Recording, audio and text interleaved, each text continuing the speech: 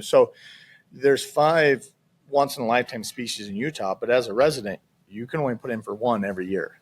And so when I was younger, my dad was putting me in, and I've learned he's not very good at that. I actually do it for my dad now. I was building moose points back then because moose was the cool thing to go hunt. No one, we never, in our family, we never talked about sheep or goats or any of that. It was moose. And so when I got old enough, I started looking at the draw odds, and I'm like, there's over 30,000 people a year that put in for moose tags, and there's not a lot of moose tags.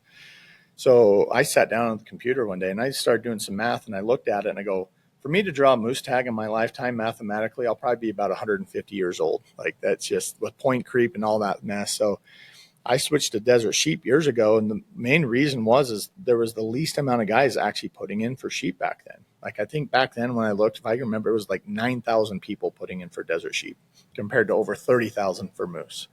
So I kind of looked at it and go, man, it's probably the best odds in my lifetime to really draw a once in a lifetime tag. And so, for years, I was literally just buying points because I didn't know anything about sheep. Never been on a sheep hunt.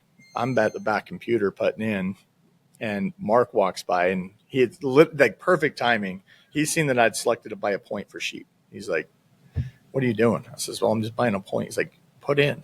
And I didn't know I'm like, I don't know units, nothing. I hadn't done research because, even with sheep tags, like most guys to draw a sheep tag are 20 plus years for most guys.